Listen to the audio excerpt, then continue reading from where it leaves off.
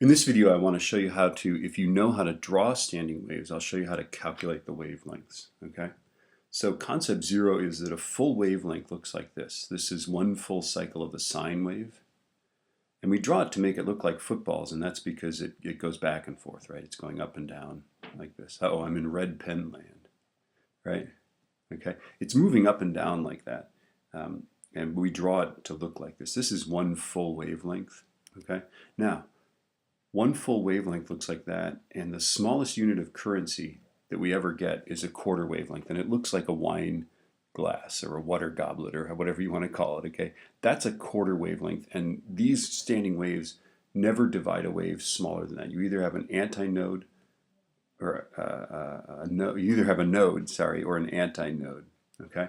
And so this is the smallest thing we have to be able to count. So the first skill is to just count these quarter wavelengths. Right? So how many quarter wavelengths? Well, 1, 2 quarter wavelengths, right? Yay.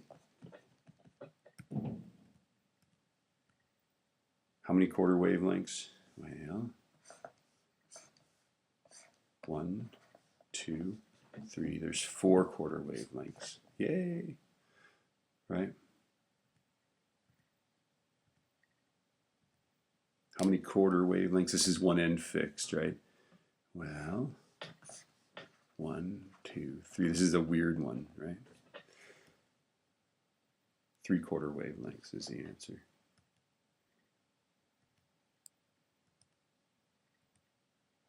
Okay, let's see this guy here. How many quarters? 1, 2, 3, 4, 5, 6 quarter wavelengths. Yay. Indeed, it's 6, right? Okay, so let me show you how to calculate, do some calculations with this, okay? So the waveform is 8.45 meters long. What's the wavelength of the standing wave? So the first thing to do, step 1, is to count the quarter wavelengths, right? So here we go, 1. There's actually 3 quarter wavelengths here, right? Okay. Okay, so there's 3 quarter wavelengths. The second thing to do is to set up a number sentence. A number sentence. Okay, so our number sentence here is that 8.45 meters, that's this length here, right? That's how long it is from here to here.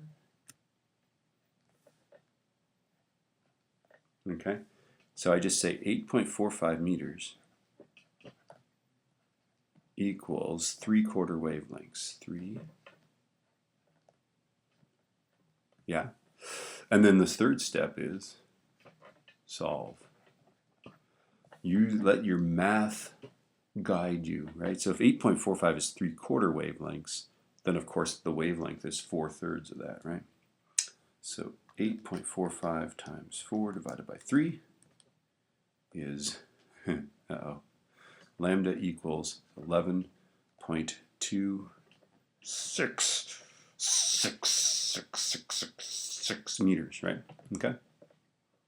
And then the final thing, by the way, there might be a fourth step. Here it's asking us to do some clever thing with frequency and wavelength, right? So the last thing it could ask you to do is V equals F lambda.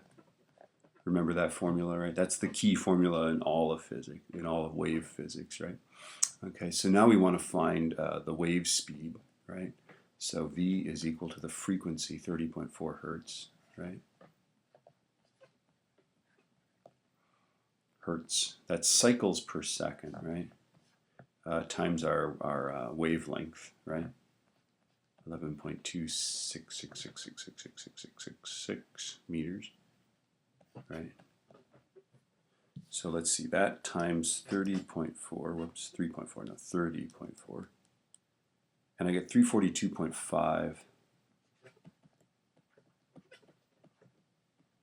5066 meters per second, right? And then with how many sig figs? We got 3 sig figs, so we'd have to say 343 meters per second. And maybe this is a sound wave, right?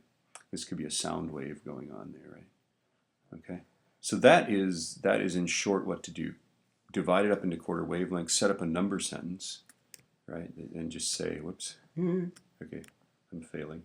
Okay, you know, whatever the length is equals 3/4 wavelengths. Solve for the wavelength, and then you might have to do velocity is frequency times wavelength. I'll do some examples here.